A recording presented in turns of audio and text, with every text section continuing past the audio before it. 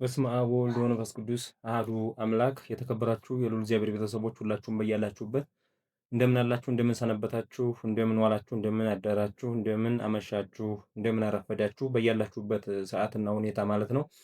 እንግዲህ ከትላንት ወዲያ አካባቢ ጀምረን የመዝሙረ ዳዊትን ትንታኔ እያየን እንገኛለን። ከትላንት ወዲያ የመዝሙረ ዳዊት ማን ነው? መዝሙረ ዳዊት ዝማሬዎች በውስጣቸው ምን ምን ነገሮችን ይዘዋል?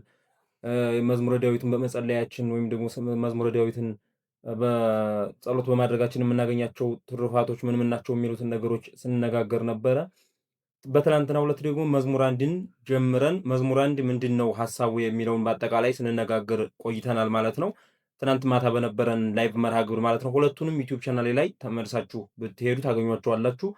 እዛ ላይ ያለ። ዛሬ ደግሞ እንድናየው የፈቀድነው መዝሙር ሁለትን ነው። መዝሙር ሁለት ምንድን ነው? መዝሙር ሁለት ትርጉሙ፣ የመዝሙሩ ትርጉም ምንድን ነው? የሚያስተላልፈው ሐሳብ ምንድን ነው? ይህን መዝሙር በመጸለያችን ምን እናተርፋለን? እንግዲህ ጸሎት የሚጸለየው መዝሙረ ዳዊትና ውዳሴ ማርያም ነው ተባብለን ተነጋግረናል። ስለዚህ መዝሙረ ዳዊት ምንድን ነው የሚለውን እነጋገረ። ማለትም ይህ መዝሙረ ዳዊት ምዕራፍ 2 ላይ ለምን እንጸልየዋለን? ይህን ስንጸልይ ምንድነው የምናገኘው በረከት፣ ምንድነው የምናገኘው ትሩፋት የሚለውን ነገር ወይም እግዚአብሔር የሚጨምርልን ጸጋ ምንድነው የሚለውን እንነጋገራለን ማለት ነው። ስለዚህ ከመጀመሪያው እንጀምራለን። ከመጀመሪያው ስንጀምር መዝሙር 2 ላይ ለምን ታንገለጉ አሕዛብ ብሎ ነው የሚጀምረው። አሕዛብ ለምን ያጉረመርማሉ ብሎ ነው የሚጀምረው። እንግዲህ አሕዛብ ለምን ያጉረመርማሉ የሚለውን በይንተ ክርስቶስ ነው። አሁን ይሄ ስለ ክርስቶስ የተነገረ አባቶቻችን ደረቅ ሐዲስ ነው ይሉታል። ወይም ደግሞ የአዲስ ኪዳን በአዲስ ኪዳን እንዳለው ሆኖ ቅዱስ ዳዊት ልክ አዲስ ኪዳን እንዳየ ሆኖ የጻፈው መዝሙር ነው ብለው አባቶቻችን ይናገሩታል። እና መዝሙሩ ላይ ርዕስ አለው። እንዲሁም በይንተ ክርስቶስ ይላል። በይንተ ርዕሱ በይንተ ክርስቶስ እያለ ያስቀምጣል። ስለ ራሱ ስለ ክርስቶስ ወይም ስለ ሌሎች የዘመረው መዝሙር መሆኑን ለመናገር ማለት ነው። ስለዚህ አሁን እዚህ ላይ አሕዛብ ለምን አጉረመረሙ ይላል። አሁን እኛ ላይ ወደኛ ወዳለው ትርጉም እንመጣለን። መጀመሪያ ላይ ግን አሕዛብ ለምን ያጉረመርማሉ ብሎ ቅዱስ ዳዊት የተናገረውን ንግግር የተፈታበት የመጀመሪያ አውድ በክርስቶስ ላይ አሕዛብ ለምን አጉረመረሙ ነው። ለምን ታንገለጉ አሕዛብ፣ ለምን ታንገለጉ አሕዛብ ሲል አሕዛብ ለምን አጉረመረሙ፣ በማን ላይ ያጉረመረሙት ይታወቃል። እንግዲህ በጌታችን በመድኃኒታችን በኢየሱስ ክርስቶስ ላይ ነው። ያም ማለት እሱ ከሰማየ ሰማያት መውረዱን፣ ከድንግል ማርያም መወለዱን፣ ለእኛ ሲል መሞቱን፣ ወደ መቃብር መውረዱን፣ ከመቃብር በሶስተኛው ቀን ተነስቶ ወደ ሰማይ ማረጉንና እኛን ሊለይ ወይም ኃጥአንና ጻድቃንን ለመለየት ድጋሚ የሚመጣ መሆኑን ክደው በክርስቶስ ላይ ተነስተው አጉረምርመው ከመስቀል ደረጃ አድርሰውታል ማለት ነው። እሱን አላምንም ብለው ያ እስካሁንም ድረስ ራሱ አናምንም ብለው በክርስቶስ አምላክነት አናምንም ብለው የወደፊት የዓለማችን ጥፋት የሚነሳው ወይም የወደፊት የዓለማችን ጥፋት የሚመጣው በእነሱ ምክንያት ነው ማለት ነው። ያም ማለት ሐሳዊ መሲህ የሚመጣው ይህን እምነት ክርስቶስ መጥቷል ብለው በማያምኑ ሰዎች ምክንያት እንደሆነ መጽሐፍት ይናገራሉና ስለዛ ሲናገር አሕዛብ በክርስቶስ ላይ ለምን አጉረመረሙ ይለዋል። ለምን አጉረመረሙ የሚለው ማን ነው ብሎ ይፈታዋል። በክርስቶስ ላይ ለምን አጉረመረሙ ነው ይላል። ሁለተኛው ወሕዝብኒ ነባቡ ከንቶ ይላል። ሕዝብም ከንቱ ነገርን ለምን ተናገሩ ይላል። እንግዲህ አሕዛብና ሕዝብ የሚለው በኖርማል በሚባለው አፈታት አሕዛብና ሕዝብ የሚላቸው አሕዛብ በሁለት አይነት ትርጉም አለው። አሕዛብ የሚለው የብዙ ሰዎች መጠሪያ ሆኖ ያገለግላል። እንደ አማርኛ እኛ ስንጠቀምበት ማለት ነው። አሕዛብ የሚለው ሌላኛው ፍቹ ደግሞ እምነት የሌላቸው ሰዎች እምነት የሌላቸው ሰዎች የሚለውን ትርጉም ይሰጣል። ምን የሚለው አሕዛብ የሚለው ማለት ነው። ሕዝብ ግን የእግዚአብሔር ሰዎችን ሕዝብ የሚለው ሕዝቤ ይላል እግዚአብሔር እንደውም እና የእግዚአብሔር ሰዎች ወይም የእግዚአብሔር ወገኖች የሆኑ ወይም እንደ እግዚአብሔር ሐሳብ የሚንቀሳቀሱ እነሱ ምን ይባላሉ? ሕዝብ ይባላሉ። አሕዛብ ግን እምነት የሌላቸው ለማለት እንጠቀምበታለን። እና እምነት የሌላቸው ሰዎች ለምን ያጉረመርማሉ ብለን ብንፈታው ራሱ አሕዛብ ለምን ያጉረመርማሉ ብለን ለመፍታት ብንሞክር እምነት የሌላቸው ሰዎች፣ አማኝ ያልሆኑ ሰዎች ለምንድን ነው በክርስቶስ አምላክነት ላይ የሚያጉረመርሙት? በክርስቲያኖች ላይ ለምንድን ነው የሚያጉረመርሙት? በክርስቶስ በጌትነቱ ላይ ለምንድን ነው የሚያጉረመርሙት? እናጥፋቸው ለምንድን ነው የሚሉት? በቤተ ክርስቲያን ላይ ለምንድን ነው የሚያጉረመርሙት? ክርስቲያኖችን ለማጥፋት ለማሳደድ ለምንድን ነው የሚዶልቱት የሚያጉረመርሙት የሚለውን የሚፈታ ነው። አሁን መዝሙር 2ን በምንጸልይበት ጊዜ የምናገኘው ትልቁ ትሩፋት ይሄ ነው። ይሄ ምንድን ነው? መዝሙር 2 ስለ ስደት፣ ስለ ክርስቲያኖች መከራ፣ ስለ ክርስቶስ መከራ የሚያስብ ስለሆነ አንደኛ መከራችን እግዚአብሔር እንዲያቀልልን ያደርጋል። ሁለተኛ ደግሞ ከመከራችን እንድንገላገልም ያደርጋል። እንዲሁም ደግሞ ወደ መከራም ወደ ፈተናም እንዳንገባ እግዚአብሔር ያደርገናል። ፈተና የሚባሉት እነማን ናቸው? ስለ ጠፊ ነገር ስትል እምነትህን ካድ የሚሉ ፈተናዎችን እግዚአብሔር ያቃልልናል፣ ወይም ደግሞ እግዚአብሔር ያስወግድልናል። እንደዚህ አይነት ፈተናዎችን እግዚአብሔር ያረቀልናል። መዝሙር 2 ከእንደዚህ አይነት ፈተናዎች እንድንርቅ ያደርገናል ማለት ነው። በክርስቶስ በአምላካችን ላይ እምነታችንን ጥለን ሂደን ተመልሰን በክርስቶስ አምላክነት ላይ እንዳናጉረመርም እንደ አሕዛብ ሆነን ተነስተን በእግዚአብሔር ላይ እንዳናጉረመርም ይሄን መዝሙር ብንጸልየው መልካም እንደሆነ አባቶቻችን ይናገራሉ። እዚህም መዝሙር ላይ የምናገኘው ነውና ይሄ ነው። ለምንድን ነው የሚያጉረመርሙት ብሎ ቅዱስ ዳዊት ሲናገር ግን ለምንድን ነው የሚያጉረመርሙት? አሁን በክርስቶስ ላይ አሕዛብ ለምንድን ነው የሚያጉረመርሙት ሲል እሱ ሱባኤ የተቆጠረለት ትንቢት የተነገረለት መሆኑን እንዴት አያውቁም ወይ ነው። አሁን ለምን ያጉረመርማሉ የተባሉ ሰዎች ምንም አይነት ግንዛቤ የሌላቸው ሰዎች ብቻ አይደሉም፣ ወይም ምንም ሳያውቁ የሚያሳድዱ ብቻ አይደሉም። እያወቁ ያሉት በተለይ ክርስቶስ በነቢያት እንደሚመጣ እንደሚወለድ አዳምን እንደሚያድን ተነግሮ በነቢያት እነሱ ግን ያልተረዱ ይሄንን ያልተቀበሉ ሰዎች እያወቁ ለምን ያጉረመርማሉ? የክርስቶስን አምላክነት እየተረዱ ለምን ያጉረመርማሉ? ሱባኤ እንደተቆጠረለት ትንቢት እንደተነገረለት እያወቁ ለምን ያጉረመርማሉ? ወይም ያውቁ የለምን? እያወቁ ለምንድን ነው እንደሚያደርጉት የሚያጉረመርሙት? መጽሐፍት እየነገሯቸው ነቢያት እየነገሯቸው ኑረው እንደገና አሁን ለምንድን ነው የሚያጉረመርሙት ብሎ በክርስቶስ ላይ ይፈታዋል ማለት ነው። በእንዲህ መልክ አሁንም በእኛም በክርስቲያኖች ላይ የሚያጉረመርሙት ስለሚያጉረመርሙት ስለዚህ አንድ ሰው በክርስትናው በሃይማኖቱ ምክንያት ለሚመጣበት ነገር ለማምለጥ ለመዳን ከእንዲህ አይነት ነገሮች ለመጠበቅ ይህንን መዝሙር ይዘምረዋል። ሁለተኛ ምን ይላል? ወተንሥኡ ነገሥተ ምድር ይላል። አሁንም ከዛው ከክርስቶስ አምላካችን ነው የሚጀምረው ማለት ነው። ወተንሥኡ ነገሥተ ምድር ሲል ሄሮድስን ነው። እንግዲህ ሄሮድስ ለምንድን ነው ሄሮድስን ታዲያ ተንሥኡ ብሎ በሁለት ያደረገው? ወይም ነገሥት ለምን አላቸው? በብዙ ለምን አበዛቸው ሲባል በስርም ገዢዎች ስላሉ ነው። የአንዱ ግዛት እየተባለ ብዙ ገዢዎች ስለሚኖሩ አንድ ለዛ ነው። ሁለተኛ ደግሞ ክርስቶስን ለማሳደድ ወይም አምላክን ለመግደል የሱ ሐሳብ ብቻ አልነበረም። ብዙ ነገስታት ሁሉ አስበው ስለነበረ ከሄሮድስ ሌላ ብዙ ነገስታት እንዲሁ ያሰቀሉትን እናስታውሳለንና እነሱን ሁሉ ጠቅሎ ነገስተ ምድር ብሎ ጠራቸው ማለት ነው። ስለዚህ ለምንድን ነው እነ ሄሮድስ የሚያሳድዱት? ወልደ ማርያም ኢየሱስ ክርስቶስን ለምንድን ነው የሚያሳድዱት ብሎ ይፈታል። ከዛ ውጭ ደግሞ ወተንሥኡ ነገሥተ ምድር ቤተ ክርስቲያንን ሊያጠፉ እንዴት ነገስታት ተነሱ? ለምን ተነሱ? ክርስቲያኖችን ለመግደል፣ ክርስቲያኖችን ለማጥፋት፣ ክርስቲያኖች እንዳይኖሩ ለማድረግ ነገስታት እንዴት ተነሱ? ወይም ለምን አንገለጉ? ወይም ነገስታት እንዴት ተነሱ ብሎ ይፈታዋል። ስለዚህ የወተንሥኡ ነገሥተ ምድር የሚለው ትርጉም ይሄን ይመስላል። ከዛም ምን ይቀጥላል? ንበትክም እኔነ ማይሰሪሆሙ ይላል። ንበትክም እኔነ ማይሰሪሆሙ እንግዲህ አይሁድንና ምዕመናንን እናያለን። በአይሁድ ሲለካ ክርስቶስን ፍላጎታችንን እንዲያናረግ እንዲያንሸቅጥ በቤተ ክርስቲያን በቤተ ክህነትም በቤተ መንግስትም የተሻለ ነገር ሰርተን የራሳችንን ህይወታችንን እንዲያናስተካክል ለምን በፍላጎታችን ይመጣብናል እያሉ ማሰሪያውን እንፍታ ወይም እንበጥስ እያሉ ይሉ ነበረ። አሁንም ዛሬም ክርስቲያኖች ልክ ቤተ ክርስቲያን ስትታሰብ ጾሙ በዛ፣ ጸሎቱ በዛ፣ እንዴት ብለን ነው ይሄን ሁላ ምን ጾመው? እንዴት ቢጨክኑ ነው ይሄን ሁላ ጾም ያሸከሙን? ይሉና መጨረሻ ላይ ማሰሪያቸውን እንበጥስ ብለው ይነሱና ጾም አያስፈልግም፣ ጸሎት አያስፈልግም፣ ቅዳሴ አያስፈልግም፣ ይሄን ያክል ስላንዛዙት ይሄን ያክል ስላሉ አይደለም እኮ እግዚአብሔር ይሰማል ብለው የእግዚአብሔርን ሕግና የእግዚአብሔርን አገልጋዮችን መግፋት ሕጉንም አንቀበልም ወደ ማለት ደረጃ መድረስና ሕጉን ወደ መቃወም ደረጃ ይመጣሉ ማለት። ለዛ ነው ንበትክም እኔነ ማሰሪሆሙ ማሰሪያቸውን ከኛ እንበጥስ የሚሉት ማለት ነው። ወንገድፍ ላይ ለናልወቶሙ የተዋህዶን ሕግጋት የቤተ ክርስቲያንን ሕግጋት እንጣስ እና እንደፈለግን እንሆን።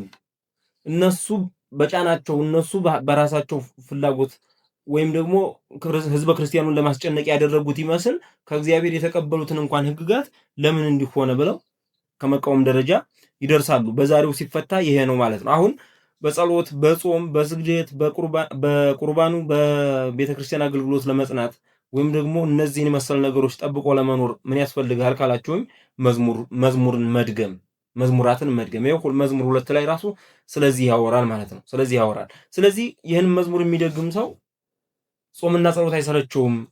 ጾምና ጸሎት አቅምና በጣም ልፍስፍስ አይሆንም ማለት ነው። እንደው አቅም አይሆንበትም፣ ለመጾም ጉልበት አያጣም ማለት ነው። እንደዚህ እነዚህን ጸሎቶች የሚደግም ሰው ማለት ነው። ዘይነብር ውስተ ሰማይ ይስሕቆሙ ይላል። በሰማይ የሚኖር ይስቅባቸዋል፣ ወይም በሰማይ የሚኖሩ ይስቁባቸዋል መላእክት ማለት ነው። አሁን እነዛ ክርስቶስን ሲሰቅሉ ፍላጎታችንን፣ መብል መጠጣችንን፣ በቤተ መንግስትና በቤተ ክህነት ቁጭ ብለን የምንሰራውን ስራችንን ወይም የስጋዊ ስራችንን እንዲያንሰራ ዘንተን እንዲያንሸጥ እንዲያንለውጥ ለምን ያግደናል ብለው ነው የተነሱት። አሁን ምኩራብ በሚለው የአብይ ጾም ሳምንት ላይ በሶስተኛው ሳምንት ምኩራብ ላይ እንደምናስታውሰው ቤቴ ቤተ ጸሎት ትሰማይ ብሎ ቤቴ የጸሎት ቤት ትባላለች ብሎ እንደውም እናንተ የወንበዴዎች ዋሻ አደረጋችኋት ብሎ ተናግሯቸው ጅራፍ ሰርቶ አባሯቸዋል ማለት ነው። እና ከዛ በኋላ አይሁዶች በክርስቶስ ላይ ተነሱ። ምን ብለው? ማሰሪያውን እንበጥስ ብለው ነው የተነሱት። ማሰሪያውን እንበጥስ ማለት ምን ማለት ነው? እኛ እንደፈለግን እንዲያንሆን እሱ መጥቶ እንደዚህ ያግደናል ወይ ነው። አሁን ዋናው ሐሳብ የክርስቶስ አምላክ መሆንና አለመሆን አይደለም ያስጨነቃቸው አይሁዳውያን። ምንድነው ያስጨነቃቸው? የእነሱ ፍላጎት መቅረቱ ነው። እስኪ በዛሬው በእኛ ደግሞ ለማየት ከሞከርን ስለዚህ እንደዚህ ሲያደርጉ ሰማያውያን ይሳለቁባቸዋል፣ ይስቁባቸዋል ነው። አይሁዳውያን እንደዚህ ሲያደርጉ ለዛ ነው መላእክቱ ሁሉ ነበሩ። ክርስቶስን ሲሰቅሉት መላእክት ነበሩ። አምላካቸውን ጨረቃ እነ ፀሐይ ሲያውቁ መቃብራት ሲያውቁ አምላካቸውን ሲከፈቱ መቃብራት አለቶች ተነጣጠቁ፣ ጨረቃ ደም ሲሆን ፀሐይ ስትጨልም ፍጥረታት እንደዚህ ሲሆኑ የሰው ልጅ ግን እነሱ ገዳዮቹና ሰቃዮቹ ግን ምንም አልመሰላቸውም። ስለዚህ እንዲሁም ማሰሪያቸውን እንደፈቱ አጥብቆ ይዟቸው እንደነበረና እንደተላቀቁ አድርገው ያስቡ ነበረ ማለት ነው። በዛ መልክ ይፈታና በእኛ ደግሞ ምንድነው የሚለው? እግዚአብሔር ይስቅባቸዋል ማለት ይፈርድባቸዋል። ምን ማለት ነው? በመዓቱ ያጠፋቸዋል። እግዚአብሔር ሲሳለቅ ላይ ሊሆሙ ወበመዓቱ ያውኮሙ፣ በመዓቱ ያጠፋቸዋል። እግዚአብሔር ይሳለቅባቸዋል፣ በመዓቱ ያጠፋቸዋል። ምክንያቱም የእግዚአብሔርን ሕግ እንዴት ስራት፣ አሁን ፍቅርን እንዴት ስራት፣ ጾምን እንዴት ስራት፣ ጸሎትን እንዴት ስራት፣ ስግደትን እንዴት ስራት፣ ቤተክርስቲያን ሂዶ መሳለም፣ ቤተክርስቲያን ሂዶ መጸለይን፣ ቤተክርስቲያን ሂዶ ማስቀደስ፣ ቁሞ ማስቀደስን ይሄን ሁሉ እንዴት ስራት የምንቆጥር ከሆነ ስለዚህ እግዚአብሔር ምን ያደርጋል? በፈለገው መንገድ እሱ በወደደው መንገድ መጥቶ ቅጣት ይቀጣናል ማለት ነው። እንደውም ያጠፋቸዋል ነው የሚለው። ያው እኛ ክርስቲያኖች ስለሆን የሱ ስለሆን ነው እንጂ በመዓቱ ያጠፋቸዋል ነው የሚለው። ምክንያቱም የክርስቶስን አምላክነት ክርስቶስን መውደድ ማለት ወይም እግዚአብሔርን መውደድ ማለት በቃልና በንግግር ሳይሆን በተግባር ነው የሚገለጠው። እኛ ግን በተግባር እናደርግም፣ በቃላችን ብቻ ነው እንወድሃለን የምንለው። ግን ሰው መውደዱ የሚታወቀው በልቡና በቃሉም በልቡም በሁለቱም ሲሆን ነው። በተለይ በሚሰራው ነገር ይገለጣል። እና ክርስቶስ አምላካችንን አለመውደዳችን በምን ይታወቃል? ጾሙን በመጥላት ጸሎቱን በመጥላት እያንዳንዱ የቤተ ክርስቲያን ስርዓትን በመጥላት ይታወቃል አለመውደዳችን ማለት ነው። ስለዚህ እግዚአብሔር ምን ይላል? እግዚአብሔር ይሳለቅ ላይ ሊሆሙ በመዓቱ ያውኮሙ ብሎ በመዓቱ ያጠፋቸዋል፣ እግዚአብሔርም በእነሱ ላይ ይሳለቅባቸዋል ይላል። ብዙ ጊዜ ያው ለጸሎት ያልቆመ እግር፣ ለስግደት ለጾም ያልታደለ ሰውነት ብዙ ጊዜ ምን አይነት ችግርና ምን አይነት ፈተና እንደሚገጥመው እናውቃለን። በተለይ የማይጾም ሰው ብዙ አይነት በሽታዎች ያርፉበታል በሱ ላይ። ለምን? ሰውነቱ በራሱ ለእግዚአብሔር የሚገዛ ስለሆነ ሰውየው ለእግዚአብሔር አልገዛ ሲል ሰውነቱ ለእግዚአብሔር እገዛለሁ ብሎ፣ ምክንያቱም እግዚአብሔር በሁሉ ነገር ላይ አዛዥ ስለሆነ ማለት ነው ይላል። አንሰ ተሰየምኩ ንጉሰ በላዕሌሆሙ ይላል። እኔም በላይ በእነሱ ላይ ምን ሆንኩ ይላል? ንጉስ ሆንኩባቸው ወይም ንጉስ ሆንኩ፣ ንጉስ ሁኜ ተሾምኩኝ ይላል። ምክንያቱም እነሱ ምን ብለው ነው የሚያስቡት? የዮሴፍ ልጅ ነው የእንጨት ጠራቢ ላይ ልጅ ነው ብለው ነው ክርስቶስን የሚያስቡት የነበረው። ስለዚህ እሱ ግን ምን አለ? አንሰ ተሰየምኩ ንጉሰ በላዕሌሆሙ በእነሱ በላይታቸው ላይ ምን ሆኜ ተሾምኩ ይላል? ንጉስ ወልደ ማርያም ተብዬ በእነሱ ላይ ነገስኩባቸው። የክርስቶስ ንግሱ እንዴት ነው? የክርስቶስ ንግስናው እንዴት ነው? የክርስቶስ ንግስናው ሙሽርናው እንዴት ነው ብለን ስንል ስቅለቱ ነው። በተሰቀለ ጊዜ ነው። ክርስቶስ ነገሰም የሚባለው የተሰቀለ ጊዜ ነው። ዓለምን ነፃ ወጣም ስጋውና ደሙን ቆረሰም የተባለው በተሰቀለ ጊዜ ነው የነገሰው። ምክንያቱም በነገሰ ጊዜ ከፍ ባለ ጊዜ ሁሉን ወደሱ እንደሚስብ ተናግሯል። ከፍ ከፍ ባልኩ ጊዜ ሁሉን ወደ እኔ እስባለሁ ብሎ ስለተናገረ ማለት ነው። እነሱ ዝም ብሎ ሰው ብቻ አሁን እኛ ፍጹም አምላክ ፍጹም ሰው ነው ብለን ነው የምናመልከው አምላካችን መድኃኒታችን ኢየሱስ ክርስቶስን። እነሱ ግን አምላክ አይደለም ሰው ብቻ ነው ብለው ስለሚያስቡ ይሄንን ተናገረባቸው እና ሩቅ ብእሲ ነው ብሎ ያስቡ። ሩቅ ብእሲ ማለት እንደ ማንኛውም አይነት ሰው ነው ብሎ ነው የሚያስቡት ክርስቶስን ማለት ነው። የነበረው እንደዛ ነው። እሱ ግን ወልደ አብ ወልደ ማርያም ከድንግል ማርያም ያለ አባት ከአብ ከአባቱ ከእግዚአብሔር ደግሞ ያለ እናት ቅድመ ዓለም ከመፈጠሩ በፊት ያለ እናት ዓለም ከተፈጠረ በኋላ ደግሞ ያለ አባት ከድንግል ማርያም የተወለደ መሆኑን አያምኑም ነበር። እሱ ግን ነገሰባቸው ማለት ነው። ነገሰባቸው። እንዲህ የሚናቅ ሰው የሚገፋ ሰው እንዲህ አይነት መዝሙሮችን በሚዘምርበት ጊዜ የሚደርስበት ንቀት የሚደርስበት መገፋት ገለል እያለለት ምን እየሆነ ይሄዳል? በእግዚአብሔር መንፈስ ቅዱስ የተረጋጋ ሰውነት፣ የተረጋጋ ነፍስ፣ የተረጋጋ ማንነት እየኖረው ይሄዳል ማለት ነው። ንጉስ ሁኜ የተሰየምኩት በየት ነው ይልና በጽዮን በደብረ መቅደሱ ይላል።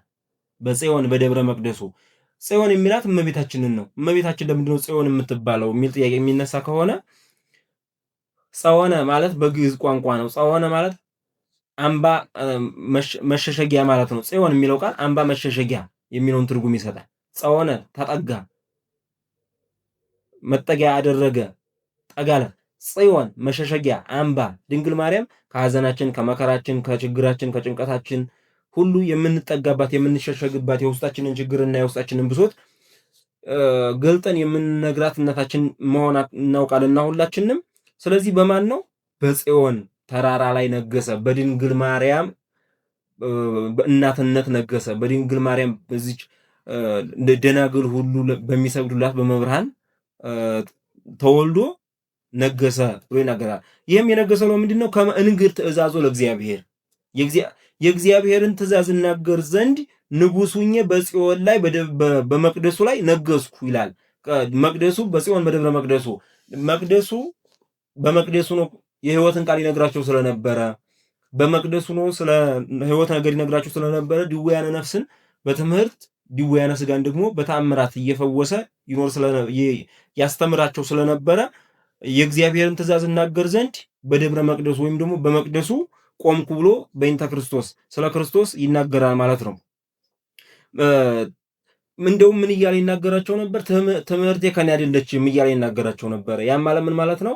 እሱ ስጋን መዋሃዱን የሚደክመውን አሁን ስጋን ተዋሃደ ማለት ደካማውን፣ የሚራበውን፣ የሚጠማውን፣ የሚወድቅ የሚነሳውን፣ የሚጨበጥ የሚዳሰሰውን ስጋ ተዋሃደ ማለት ነው። ስለዚህ ይህን ሆነ ማለት የስጋዊ ባህሪያት ተገልጦ አሁን ከስጋው ከሁለት ባህሪ አንድ ባህሪ ማለት ከስጋዊ ባህሪ እና ከመለኮታዊ ባህሪ አንድ ባህሪ ስጋዊ መለኮታዊ የማይባል በተዋህዶ ከሁለት አካል አንድ አካል ስጋዊ አካል መለኮታዊ አካል። አሁን ስጋዊ አካል ምንድነው? አይጨበጥም፣ አይዳሰስም።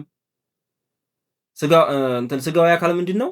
የሚጨበጥ የሚዳሰስ የሚታይ ነው ስጋዊ አካል። መለኮታዊ አካል ደግሞ በተቃራኒው የማይታይ የማይጨበጥ የማይዳሰስ።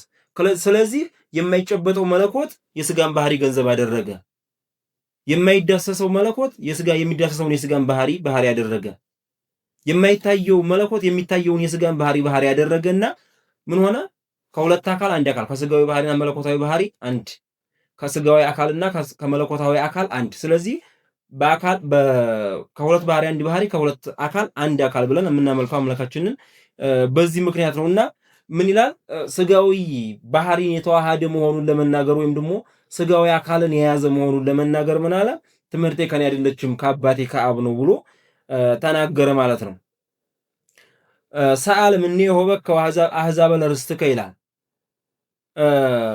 ምንድነው? ሰአል ምኔ ሆበከ አሕዛበ ለርስትከ ከአባቱ ከእግዚአብሔር ሰአል ምኔ ሆበከ እኔን ለምነኝ ጠይቀኝ እሰጥሃለሁ። ማንን ነው? አብን አባቱን።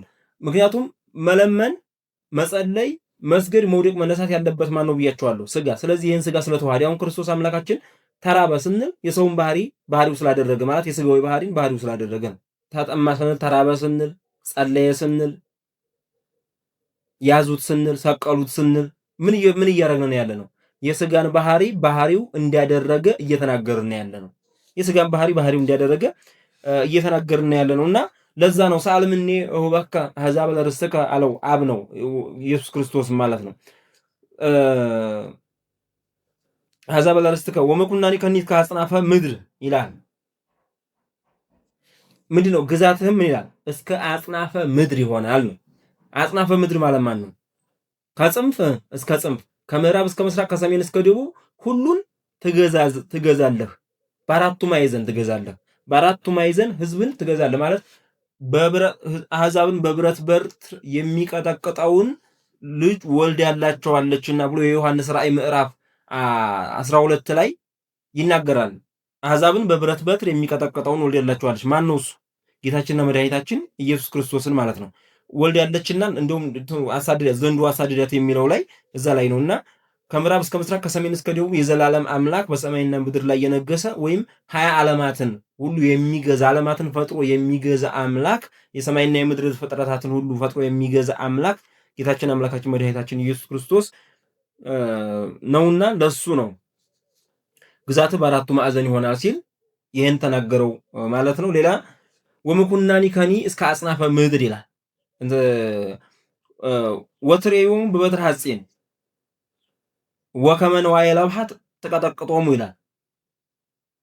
ወትሬዩም በበትር ሐጺን ምን ማለት ነው? ይሄን ደጋጎቹን በጽኑ ስልጣን ትጠብቃቸዋለህ። ቅን የሆኑትን ደግ የሆኑትን ጥሩዎች የሆኑትን እነዚህም ምን ትላቸዋለህ? በጽኑ ስልጣንህ መከራ ከሚያደርስባቸው ፈተና ከሚያመጣባቸው ከዛ አካል ምን ትላቸዋለህ? ተሰውራቸዋለህ፣ ትጠብቃቸዋለህ ይላል። ትጠብቃቸዋለህ ግንሳ ክፉዎችን ደግሞ ይላል እዛው ላይ ወከመ ነዋየ ለብሐት ተቀጠቅጦሙ ይላል። ክፉዎችን ደግሞ በጽኑ ስልጣንህ ተቀጠቅጣቸዋለህ። ክፉዎችን እንግዲህ የክፉዎች መጨረሻ፣ የመጥፎዎች መጨረሻ፣ የልበ ጠማሞች መጨረሻ ምንድን ነው የሚሆነው? መቀጥቀጥ ነው ማለት መቀጥቀጥ ነው። በስልጣኑ ነው የሚቀጠቅ። ያ ማለት ምን ማለት ነው? እንደው መቀጥቀጥ በብረት መደብደብ መወገር አይነት ነገር አይደለም።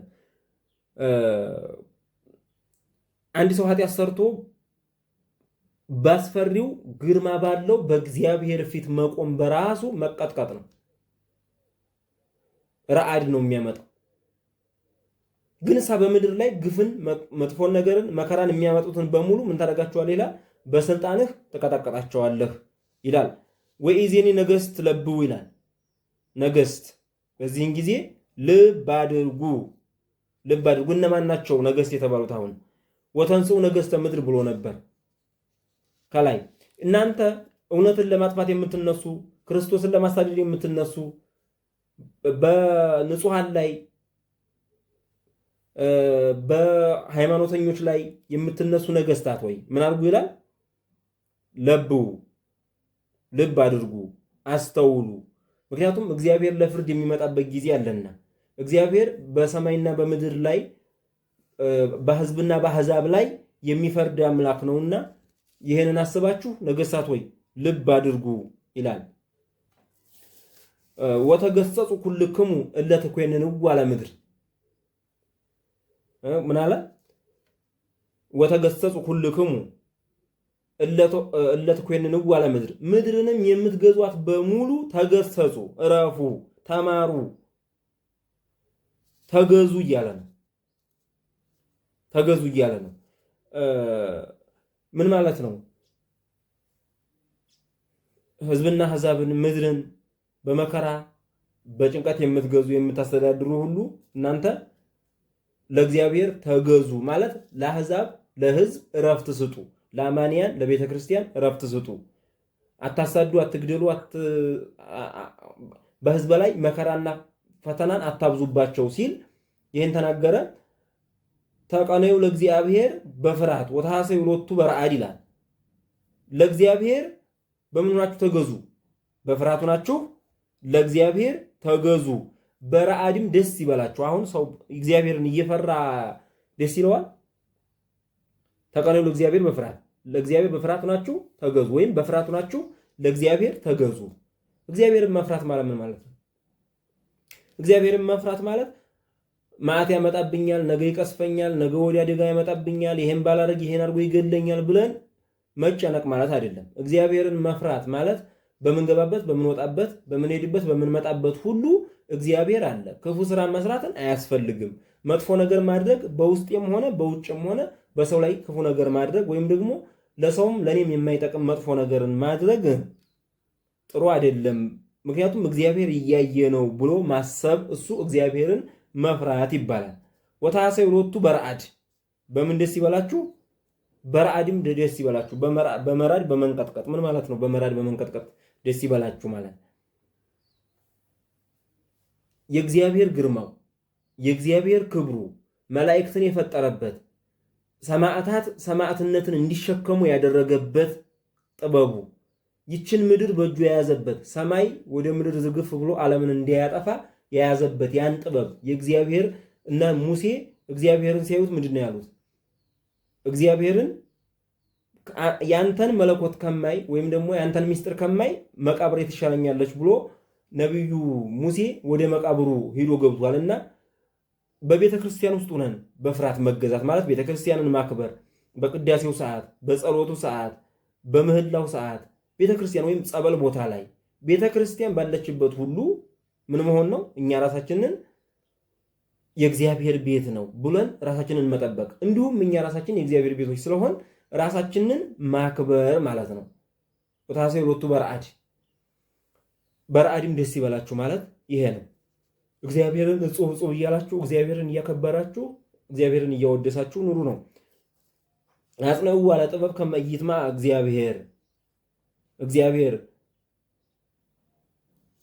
ይታጎልም ፍኖተ ጽድቅ ሶበ ነደት ፍጡነ መዓቱ ብፁዓን ኩሎሙ ለተወከሉ ቦቱ ብሎ ይጨርሳል። ይታጎልም ፍኖተ ጽድቅ አጽነው ዋለ ጥበብ ከመይትማ እግዚአብሔር ተግሳጽን ተቀበሉ። ጌታ እንዳይቆጣ እናንተ በመንገድ እንዳትጠፉ ቁጣው ፈጥና ትነዳለችና በእርሱ ያመኑት ሁሉ የተመሰገኑ ናቸው ብሎ መዝሙር 2ን የሚጨርሰው በዚህ ነው ማለት ነው። ምን ማለት ነው? ተግሳጽን ተቀበሉ። አሁን ብዙ ጊዜ እኛ እንዲያታርጉ ስንል ከላይ እንደተነጋገር ነው ምን እያልን ነው የምንሄደው? ቤተክርስቲያንንና ህግጋትን እንደ እስራት ካህናትና አገልጋዮችን እንደ አሳሪ እያደረግን እንቆጥራቸዋለን። ስለዚህ ይህን እንዳናደርግ ተግሳጽን ተቀበሉ። አሁን ምክርና ተግሳጽ ይለያያል። ምክር ምንድን ነው? ቀስ ብሎ ይሄን አታድርግ፣ ይሄ አይደረግም፣ ይሄ አይሆንም ብሎ የሚነገር ነው። ተግሳጽ ግን ከዚህ ከፍ ያለው ቁጣ ያለበት ግልምጫ ያለበት እንዴት ታደርጋለህ፣ እንዴት እንደዚህ ይሆናል ብሎ በቁጣ እስከ ደረጃ ድረስ የሚነገር ንግግር ነው ተግሳጽ። ስለዚህ ምን በሉ አለ? ተግሳጽን ተቀበሉ። ቅዱስ ዳዊት ይህን ሲናገር እንደው ዝም ብሎ አይደለም እነ በልጁ ተነስቶበት በንግስና የገዛ ልጁ አቤሴሎም በዳዊት ላይ ተነሳበትና ሲያሳድደው ነበረ። እያሳደደው ሰራዊቶቹ ከሱ ጋር ተከትለውት እየተሰደዱ በነበረበት ጊዜ እንግዲህ ብዙ ሰራዊቶችን እርሱ ለራሱ አደራጅቶ ነው ያሳደደውና የገዛ ልጁ ባሳደደው ጊዜ ይሰድቡት ነበር ቅዱስ ዳዊትን። እግዚአብሔር ፈረደብህ፣ ንጉሱ ነህ፣ እንዲህ ስታደርገን ነበረ፣ ዛሬ እንድትሰደድ ያደረገህ እግዚአብሔርማ እንዲህ ያደረገልና አሳየን እያሉ ይሉት ነበር። እግዚአብሔር እንደዚህ ሲሉት ግን ቅዱስ ዳዊት ምንድን ይል ነበረ? እንዴት እንዲህ ይሉኛል አላለም። አጠገቡ ያሉት ሂደን በሰይፍ አንገታቸውን የሚሳደበውን አንገቱን ቀልተነው እንምጣ ብለውት ነበር። አንገቱን ቀልተነው እንምጣ ሲሉት ምን አለ? አይ እግዚአብሔር ይሄንን ስድብ ያመጣብኝ ኃጢአቴን ይቅር እንዲለኝ ወይም ይሄ ሰውዬ እኔን ሲሰድበኝ እግዚአብሔር ኃጢአቴን እንዲቀንስልኝ ሊሆን ይችላል። ወይም ይሄ ሰውዬ ሲሰድበኝ ኃጢአቴ ቢቀነስልኝ ተውት፣ ይሄ ሰውዬ ይስደበኝ ብሎ ቅዱስ ዳዊት እስከ ማለት ደረጃ ተግሳጽን ማለት ነው። እንግዲህ ስድብ ነው እየተሰደበ ያለ፣ ምክር እንኳን አይደለም። ስድብ እየተሰደበ ስድቡን በበጎ ወሰደ። አሁን ስድብን በበጎ መውሰድ፣ ስድብን በቅን ነገር አድርጎ መቀበል ትሩፋት ነው። እግዚአብሔር ኃጢአታችንና በደላችንን እንዲተውልን ያደርጋል። ለምን ተነካው? እንዴት ይሰድበኛል? እኛ ራሳችንን አሁን ኃጢአተኛ ነኝ እንላለን። ሰው ኃጢአተኛ ሲለን ግን እንከሳለን። ይህ አያጸድቅም። ራሳችን ኃጢአተኛ ብለን ሰው ሲሰድበን ኃጢአተኛ እንዴት ትለኛለህ ብለን ከከሰስ ምን ዋጋ አለው? ሰው ሲለንም እኛ ስንልም ተመሳሳይ መሆን ስላለብን ማለት ነው። ስለዚህ ይሄ ከክብር ጋር ከምናምን ጋር አይገናኝም። ሌላ ማንነትን መፈለግ፣ ሌላ እኔ አያውቀኝም እንዴት እንዲህ ይናገረኛል አሳየዋለሁ ምናምን ካለ ደግሞ ወደ ሌላ ግብዣ ነው፣ ወደ ሌላ ኃጢአት ግብዣ እየሄድን ያለ ነው። ትህትናን መማር ስላለብን ቅዱስ ዳዊት መዝሙር 21 ላይ ተናግሮታል። መግቢያው ላይ እንደተነጋገር ነው አንሰ ፄ ዋኮሰብ ምኑን በሀበሰብ ወትውት በውስተ ህዝብ ይላል። እኔ ትል ነኝ ሰውም አይደለሁም ብሎ በህዝብ ፊትም የወረድኩ ነኝ ዝቅ ያልኩ ነኝ። እንደውም ምን ይላል መሰላችሁ? የሚገርመው የሚያዩኝ ሁሉ ይጠቃቀሱብኛል፣ ይጠቋቆሙብኛል ብሏል። እስከዚህ ድረስ ቁም ነገር እስከ መንፈግ ደረጃ የደረሱት ነው። ትሁት የሆነ ሰው እግዚአብሔር ስለ ትህትናው ብሎ ኃጢአቱና በደሉ ስለሚፈቅድለት ነው ይህን የሚናገረው ማለት ነው። ጌታ እንዳይቆጣ እናንተም በመንገድ እንዳትጠፉ ተግሳጽን ተቀበሉ። አሁን በመንገድ እንዳትጠፉ ተግሳጽን ተቀበሉ ማለት እኔ የማንም ምክር አያሻኝም፣ እኔ የማንም ካህን መክሮኝ አልመለስም፣ እኔ የማንም አስተማሪ መክሮኝ አልመለስም ብላችሁ የምትሄዱ ከሆነ እየሄዳችሁ ባላችሁበት መንገድ በዛው ትጠፋላችሁ። አንድ እግዚአብሔር ይለያችሁና እግዚአብሔር በረከቱን ያነሳባችሁና መንፈስ ቅዱሱን ከእናንተ ያነሳና በመንገድ ትጠፋላችሁ፣ ያጋንንት መጫወቻ ትሆናላችሁ ሲል ነው። ሁለት ደግሞ ያን ነው እየሄዳችሁበት ያላችሁት መንገድ ጉድጓድ ሆኖ ይውጣችኋል፣ ጨለማ ሆኖ ያጠፋችኋል። ያን ነው የገዛ ክፉ ስራችሁ። ምክንያቱም ወደ እግዚአብሔር አልተመለሳችሁምና በመንገዳችሁ እንዳትጠፉ እያለ ነው። በገዛ መንገዳችሁ እንዳትጠፉ። አሁን አያችሁ ዳዊትን መድገም የሚያመጣው ትልቅ ጥቅም ይሄ ነው። በገዛ መንገዳችን በራሳችን መነሳሳት በራሳችን ትዕቢት እንኳን እንዳንጠፋ እስከ መጠበቅ ደረጃ ድረስ ቁጣው ፈጥና ትነዳለችና ይላል። በእነማን ላይ ነው ቁጣው የምትነደው? ከላይ ተናግረነዋል።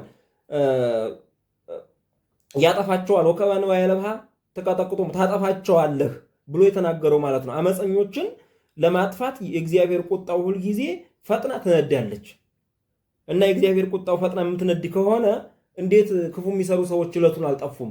ፈጥና ነው የምትነደው። ትነዳለች አይደለም፣ ፈጥና ነው እንትን ተጨምሮበታል ገላጭ በፍጥነት እንደምትነድ እና ለምን አልጠፉም? እነዚህ ሰዎች ክፉ ሰዎች ለምን አይጠፉም? እግዚአብሔር ቁጣው ፈጥና ትነዳለች ማለት ዕለቱን በመቅሰፍት ያጠፋል ማለት አይደለም። ባሉበት ሆኖ ስልጣን እንዳይመቻቸው፣ ገንዘቡ አጥፊያቸው እንዲሆን፣ ውበታቸው አጥፊያቸው እንዲሆን፣ ራሳቸው የሚሄዱበት የሚንቀሳቀሱበት መንገድ ሁሉ የመከራ መንገድ እንዲሆን፣ ምክንያቱም ከእግዚአብሔር ውጭ ወጣ መንገድ ስለሆነ እንዲሆን አድርጎ ለብዙ ዘመን እንዲመለሱ በትዕግስት ይጠብቃቸዋል። ኃጢአት ሲሰራ ክፉ ሲሰራ ሰው የማይሞተው የማይጠፋው ለዛ ነው። እግዚአብሔር ትዕግስቱን ስለሚሰጠው ለምን በምድር ካለው ይልቅ በሰማይ ያለው መከራ ስለሚበልጥ፣ በሰማይ ደግሞ ሲኦል እንዲገባ ስለማይፈልግ ይህን ሰው እግዚአብሔር ታግሶ ይጠብቀዋል። አንድ ቀን ይመለሳል በሚል በዚህ ግን እሱ እግዚአብሔር አላወቀብኝም ኃጢአቴን እያለ እንደ ፈርዖን ኃጢአት ሊሰራ ይችላል። መጨረሻው ግን ውድቀት ይሆናል ማለት ነው። ቁጣው ፈጥና ትነዳለችና የሚለው ይሄ ነው። ምንድነው መጨረሻው? ብፁዓን ኩሎሙ እለተወከሉ ቦቱ ይላል። በእርሱ ያመኑ ሁሉ የተመሰገኑ ናቸው። ትውክልት ነው። ተወከለ ትውክልቴ ይላል። በእግዚአብሔር የታመኑ ማለት እግዚአብሔርን ያመኑ ልቦናቸው የማይነወጥ አማኞች ሆኑ። አንድ ሁለተኛ የእግዚአብሔርን ትእዛዝና የእግዚአብሔርን ሕግ የሚያደርጉ እነሱ ሁሉ ምንድናቸው? የተመሰገኑ ናቸው ብሎ ይደመድመዋል፣ ይቋጨዋል መዝሙሩን ሙሉ ማለት ነው። ያ ማለት ከመጀመሪያው እስከ መጨረሻው ያለውን ከመጀመሪያው ጀምሮ አሕዛብ ለምን አጉረመረሙ? ሕዝብስ ለምን ከንቱ ነገርን ተናገሩ?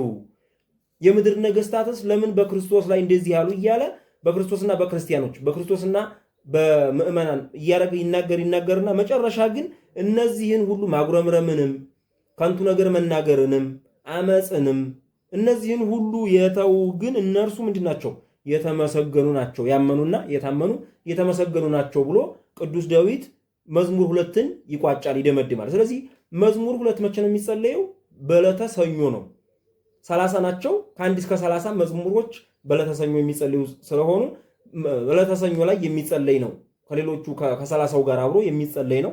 ይህን ጸሎት በመጸለያችን ምን ነገሮች እናገኛለን? እነዚህን ሁሉ ከላይ አንስቼ የጠቀስኳቸውን በሙሉ እናገኛለን።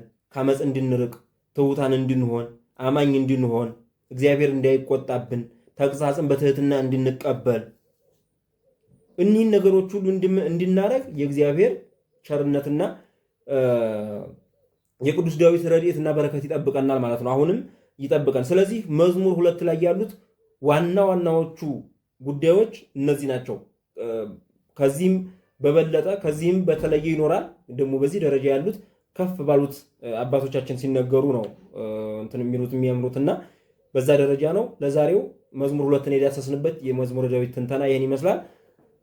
በቀጣይ መዝሙር 3ን ደግሞ ወደ እናንተ ይዘንላችሁ የምንመጣ ነው የሚሆነው። እናንተ ቪዲዮአችንን ላይክ፣ ቻናሎችንን ሰብስክራይብ እያደረጋችሁ አብራችሁን ሁኑ። ወስብሐት ለእግዚአብሔር ወለወላዲቱ ድንግል ወለመስቀሉ ክቡር አሜን። ይቆየን።